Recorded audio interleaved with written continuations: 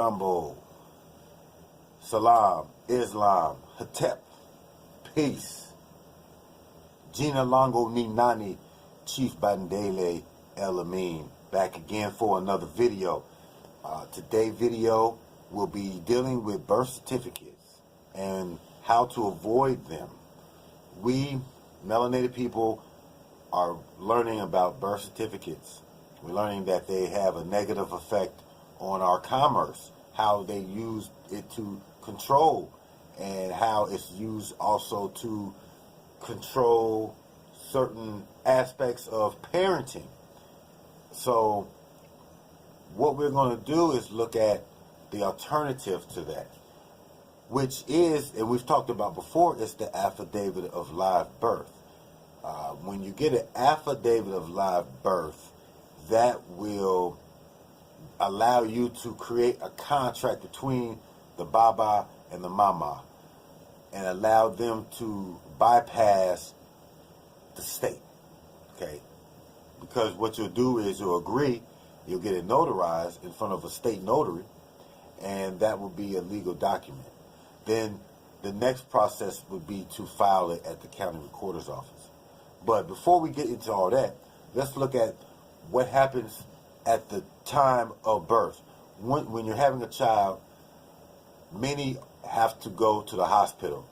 One of the things I do suggest is that if you can get a midwife, even if you have the Medicare that you're using, if you're using even government assistance, you can still get the midwife in your area to deliver the baby. You get a midwife, and if you can afford it, have the child at the house. Have a home birth, preferably maybe a water birth, but try to have it at home. So that would avoid you having to get a birth certificate, okay, at that point. You're having it at the house. But if you do have to have a child at the hospital, which a lot of times because of complications with the child, there may be a reason to go to the hospital.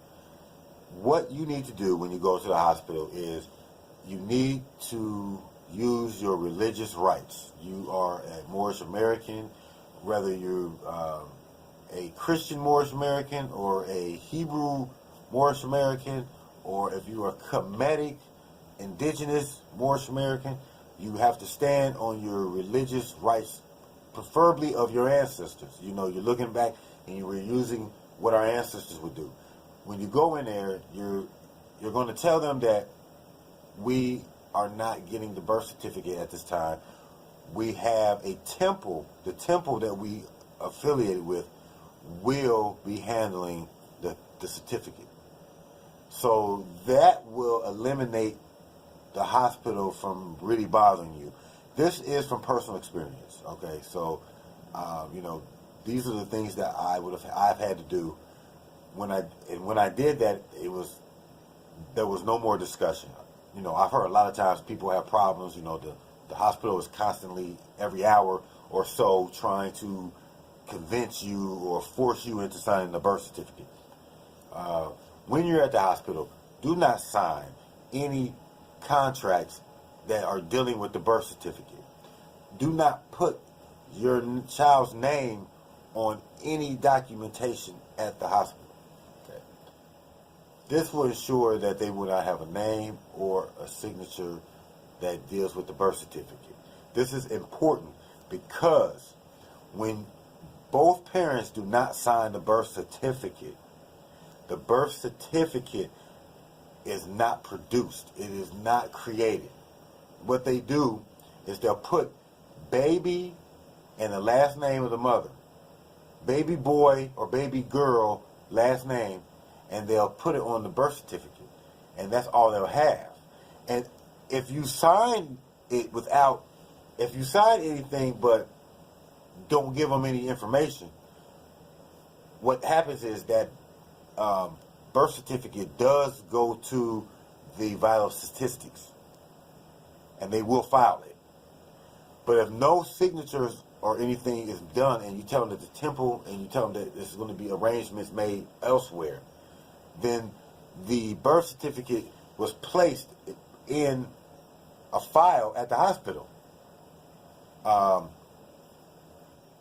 be sure, I called the county vital statistics, and they had no record. They told me to call the hospital, and the hospital that the baby was born. And they said that it was here, and it would be here. It would not be able to do anything with it until there was a signature on it. So when there's no signatures, there should be no forwarding that birth certificate to any other agency to be filed. It will stay at the hospital. And then you will create your affidavit of live birth, and you will have that done, which will include, the parents and what their status is.